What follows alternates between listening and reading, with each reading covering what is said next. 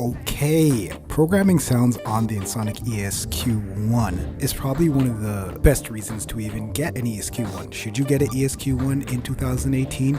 Yeah, it's cheaper than buying a new synth, and it's such a chameleon that you can mimic a lot of stuff. But anyway, just a disclaimer, I'm not a synthesist, not a synth programmer. I just make stuff that I like, and when I like it, that's when I'm done.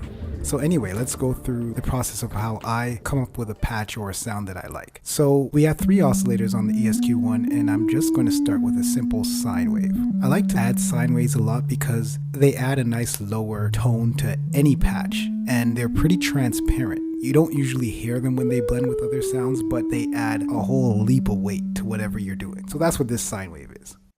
Next sound, which is sort of like the heart of the sound, it's a saw wave.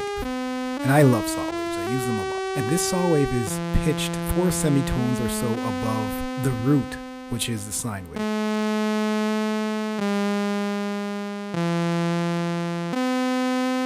So now we have sine wave, saw wave. Of course, next is a square wave. Always aggressive, always raspy, always abrasive.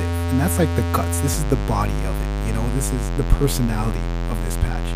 That's kind of how I come up with stuff. I just kind of think of what I want and I just stumble about till I get where I am. And usually with additive synthesis, you can add and take away so quickly that you'll come up with something without having to really think too much. It's almost second nature with additive synthesis. So now that we have all these 3, let's combine them together and see what they sound like.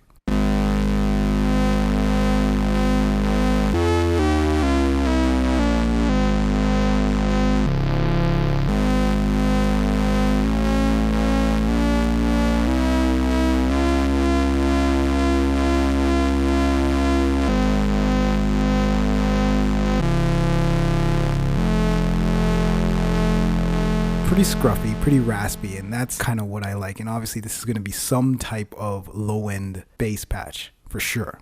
But lastly, what I want to do is bring in the filter. And of course, with an analog filter that you get on the ESQ1, you just got to use it every time.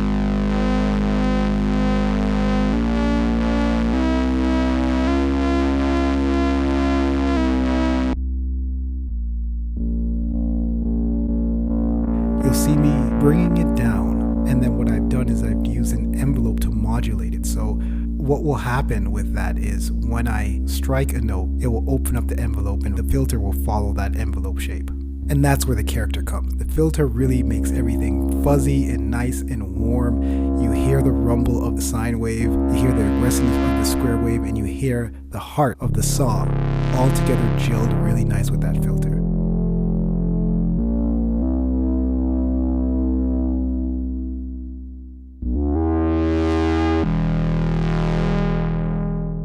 So lastly, what I've done is I've taken an LFO to modulate the filter again and give it a rhythmic element by making it follow a triangle wave that's in the ESQ.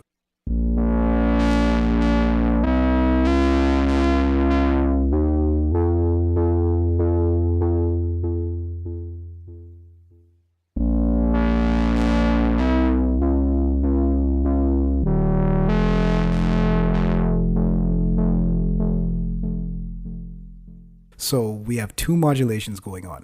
One is the envelope that's modulating the filter, and on top of that, we're using an LFO to rapidly spike the filter up and down. So you'll hear a sort of pulse with the reoccurring frequency of the LFO. And that's it, like simple things with a simple synth combined together. Like when you have 3 oscillators, you can do so much. You can make so many combinations.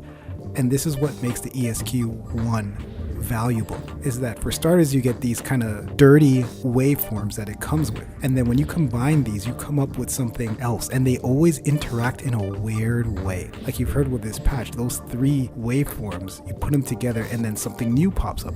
You drop a filter on it and something else pops up. It's really interesting playing around with this synth. And while it might not have the immense body of an analog synth, what you gain is an 8-bit character that you really can't get anywhere in a synth today.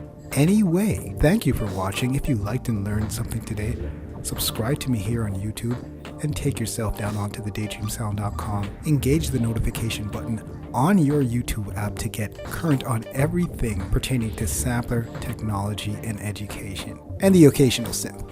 And take yourself on down to the daydreamsound.com.